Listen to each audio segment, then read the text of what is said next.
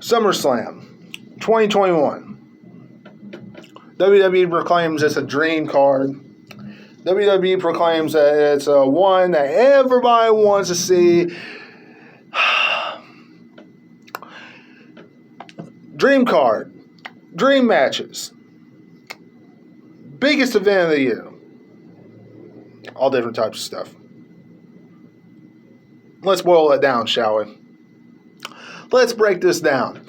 Is it really a dream card? Is it really something that the fans consider a dream? Or is it something that WWE considers a dream? We're going to discuss it right here today. Y'all know what to do first. At any time during this video, if you enjoyed this preview and predictions, make sure you become a subscriber and hit that bell for all notifications. Leave me a like and a comment down below. And go to the channel and check out anything you missed. Backyard Beatdown, preview and predictions, reviews of Raw and SmackDown, all different types of stuff. Let's dive into it, shall we, wrestling fans? WWE considers this a dream. SummerSlam. WWE considers this a dream card that everybody's going to remember. Well, let's just boil this down. We had Drew McIntyre, everybody's favorite storytime teller, taking on this goof. The make-believe Maharaja? That's right. Jinder Mahal, the modern day Maharaja. Jinder Mahal, guys, with Veer and Shanky behind him. Oh my goodness. Does this sound like a dream to you? Drew McIntyre versus Jinder Mahal. Does it really sound like a dream? Honestly, tell you the truth, it sounds like a matchup that's going to be short, quick, to the point. At least I hope at SummerSlam, where Drew McIntyre goes 3, 2, 1, Claymore, really quick, 1, 2, 3, and it is over. And he can go on to something that's a little bit more important. Or if he's going to stay out of the title picture, he can be in a rival at least that's a little bit more important than Jinder Mahal. That's what I'm hoping. But we shall see, wrestling fans. I frankly do not care about this matchup whatsoever. And I don't think any of y'all out there do either. Because I think Drew McIntyre has fallen down a peg ever since he lost the title. I think he has, because WWE's trying to keep him from getting split with the fans, booed and cheered. That's why he's facing Jinder Mahal, or he's about to go over to SmackDown, one of the two. Y'all let me know what you're thinking in the comments below. United States Championship on the line. Sheamus taking on Damian Priest. Damian Priest, please become champ. Damian Priest, I hope, takes the title off Sheamus. Sheamus is doing nothing for that title. Absolutely nothing for that title. Sheamus, drop it at SummerSlam. WWE, go all in with this. Don't stretch it out where Damian Priest captures the gold next month or something like that. Go all in. Have a nice, good win for Damian Priest in front of a large number of fans in attendance at SummerSlam. Let's see it. Edge versus Seth Rollins. Should be a very good contest. Both men, been having a good rival on SmackDown. Should be very, very entertaining. And honestly, I'm ready to see it. Both men have very, very similar careers.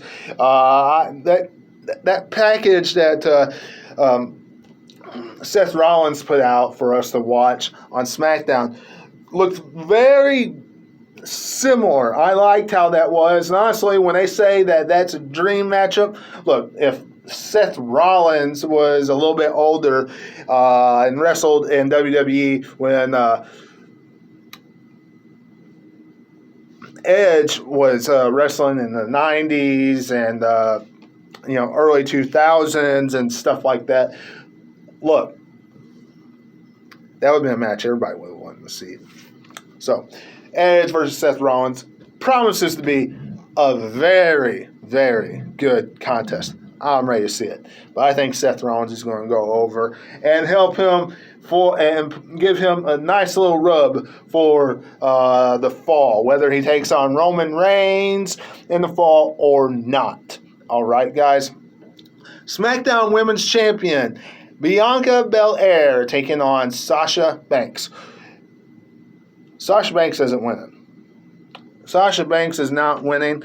Honestly, this is a match that they did not have to have on SummerSlam's card, because if they would have had someone else big enough to be put in this role to take on Bianca Belair, Sasha Banks could have been doing something else at SummerSlam.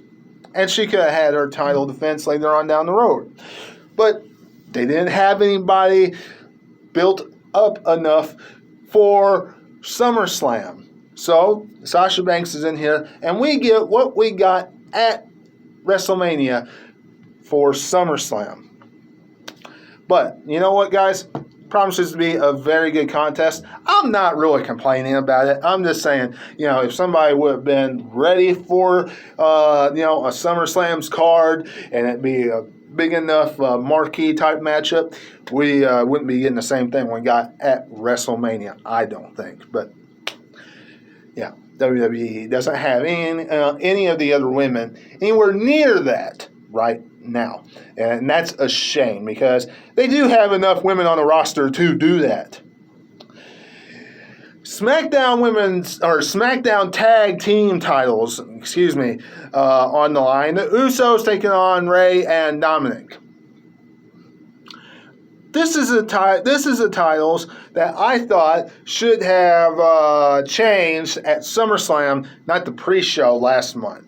If you wanted the Usos and you wanted the Tribal Chief and the Usos and everybody to hold all the gold, then you should have did it at SummerSlam in front of 50-something thousand fans, in front of the biggest show of the year. You should have done it there, not the pre-show where you can just have a rematch at SummerSlam. That's just me. Could have had some backstage segments, attacks, just stuff leading up to it, to the title change. Y'all let me know what you're thinking about it in the comments below. WWE Championship on the line. Bobby Lashley taking on Goldberg.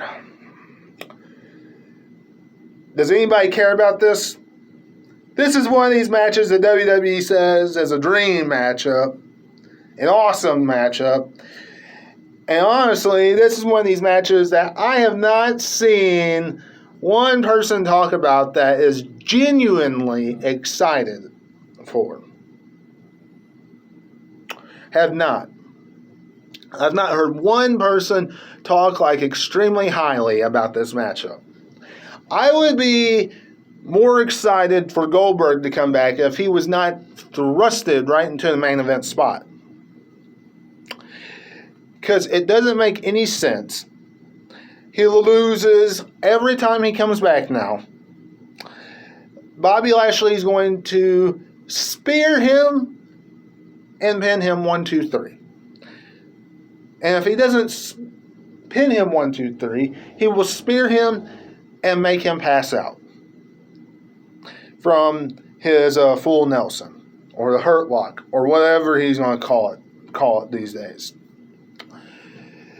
Goldberg will hit a few spears, will hit a jackhammer, and that'll be a match. It'll be over 3-4 minutes. Is anybody excited about this?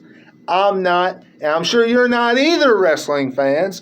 So, overall, so far, you can see that this is more of a dream SummerSlam for WWE than it is for the fans. For the fans in general. You know, it just is. Like, Raw Women's title on the line, Nikki Ash taking on Rhea Ripley, taking on Charlotte. I'm more excited about SmackDown Bianca Belair versus Sasha Banks than this. Nikki Ash will probably win. I know it doesn't make any sense, but Nikki Ash will probably win. She'll get beat up probably most of the matchup, and then she will almost superhero herself into the matchup and win after Charlotte or Rhea Ripley is, getting into it, and she'll barely squeak out a victory. Either that or Charlotte will become a 12-time champion in WWE, which is actually, if I'm thinking correctly, a 15-time champion because they took off the NXT titles. But anyway, that's what we have for that.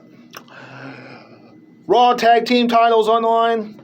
It's not announced yet, but it will be. We got RK Bro taking on AJ Styles and Omos. RK Bro going to become the new tag team champs on Raw. A rival that's probably the most entertaining on Raw, Riddle and Orton, that tag team, most entertaining. Them becoming tag team champs is going to thruster them facing each other one-on-one.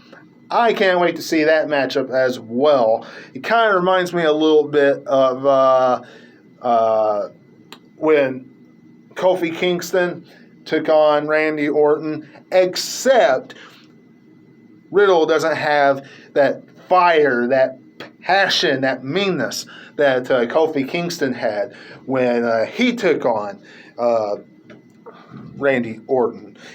So that's kind of what I'm seeing right now. And honestly, I really hope that when Riddle beats Randy Orton, if that's what happens, it has a little bit more of a boost to Riddle than it did Kofi Kingston, because for the longest time, all it did for Kofi is boost him to like Intercontinental and tag team title status. So I hope it boosting more towards the main event picture. So that's kind of what I'm hoping for. But y'all let me know what you're thinking about that in the comments below. Intercontinental title on the line. You got Apollo Crews. I'm sure will take on King Nakamura. Rematch. There you go. And of course, the main event. We'll see John Cena taking on Roman Reigns, in which Roman Reigns will either beat John Cena, or John Cena will become 17-time world champ, or Big E will take the title off of John Cena, or we'll see John Cena, or we'll see Big E cash in on Roman Reigns and take the title off him and thrust a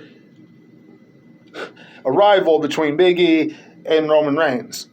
Either way, out of all that cluster that I just told you, really what I see happening is Roman Reigns just beating John Cena in the end. And them having a good rival leading up to it like we've been seeing. But guys, that's SummerSlam this Saturday. Hope you enjoyed this preview. And if you did, leave me a big thumbs up and a comment down below. Subscribe to the channel. And of course, until I see you again, this is Webby, and I'll catch all of you on the other side. Talk to you later.